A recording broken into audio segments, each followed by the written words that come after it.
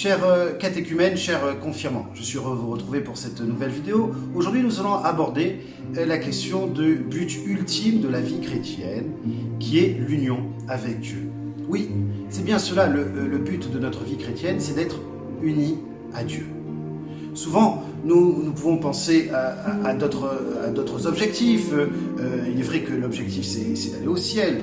L'objectif de notre vie, si nous sommes en dehors de Dieu, cela peut être les plaisirs, le pouvoir, l'argent, de réussir sa vie. Mais en profondeur pour le chrétien, le projet de sa vie, c'est de chercher à tout instant à vivre avec Dieu, être unis à lui. Nous avons été créés pour cela.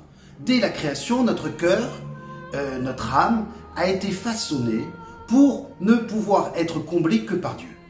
Il n'y a pas d'autre chose dans notre âme qui puisse la saisir entièrement, l'abreuver entièrement, que cette présence de Dieu. Alors, le chrétien va chercher, à travers une certaine discipline personnelle, à rechercher cette union avec Dieu, c'est-à-dire de lui partager ses joies, ses peines, et de ressentir cette présence en disant « Seigneur, j'accepte que tu fasses partie de ma vie, donc j'ouvre la porte de mon cœur pour que tu puisses être avec moi dans chacune de mes actions. » L'union avec Dieu n'est pas si évidente que cela. C'est-à-dire qu'à certaines fois, ça peut être très simple, on ressent cette présence de Dieu, on a envie d'être avec lui, mais d'autres fois, le Seigneur, on pourrait dire, c'est comme lorsqu'il il nous tient par la main et qu'il nous la lâche. À ce moment-là, on se dit, mais tu es où? On peut paniquer comme un enfant en disant, mais je ne suis plus capable d'avancer, je ne suis plus capable de marcher sur mes deux pattes. Seigneur, où est-ce que tu es? Et le Seigneur nous dit, mais viens à travers des rendez-vous amoureux, des rendez-vous où chaque jour, nous allons lui montrer notre amour et être disponible à ce qu'il vienne nous rencontrer.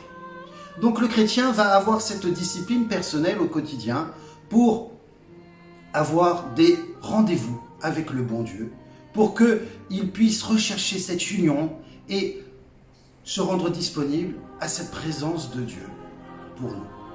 Alors, voilà, le Seigneur, lui, est bien entendu présent à toutes nos actions. Il veut partager notre vie, il suit avec attention, comme un père, tout ce qui est important pour nous.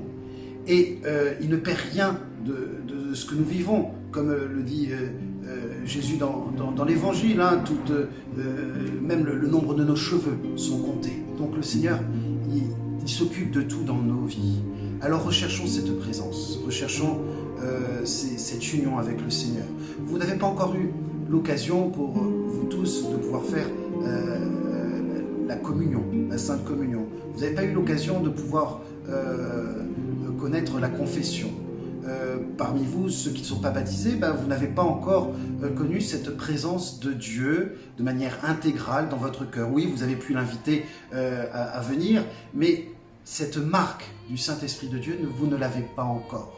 Alors, bien entendu que le Seigneur, il vous accompagne et qu'il vous donne la bonne saveur, il vous commence à vous donner ce goût de cette présence. Et si vous ne lui lâchez pas la main, lui, vous soyez certain qu'il ne vous la lâchera pas.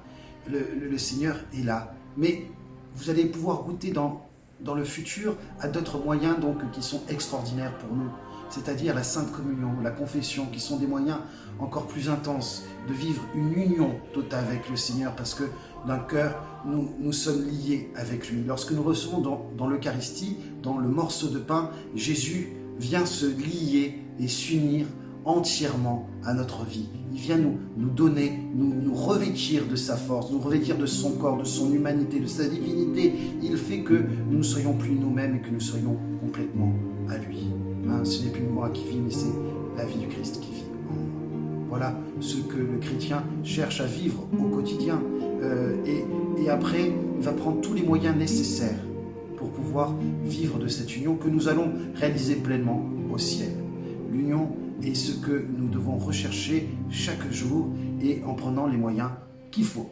Donc, je vous laisse à votre à votre réflexion, à votre méditation, demandez au Seigneur clairement ce que vous devez mettre en place au quotidien pour pouvoir vivre cette union avec Dieu, ce rendez-vous du matin peut-être dès que nous nous levons, ce rendez-vous juste avant que nous nous couchons, mais peut-être que chaque jour nous avons un temps à prendre avec lui, en allant dans une église, ou peut-être en prenant 10 minutes de prière, peut-être un quart d'heure, peut-être une demi-heure, peut-être en récitant le chapelet. En tout cas, de prendre tout ce qui nous empêcherait de perdre cette présence, de perdre cette union avec lui.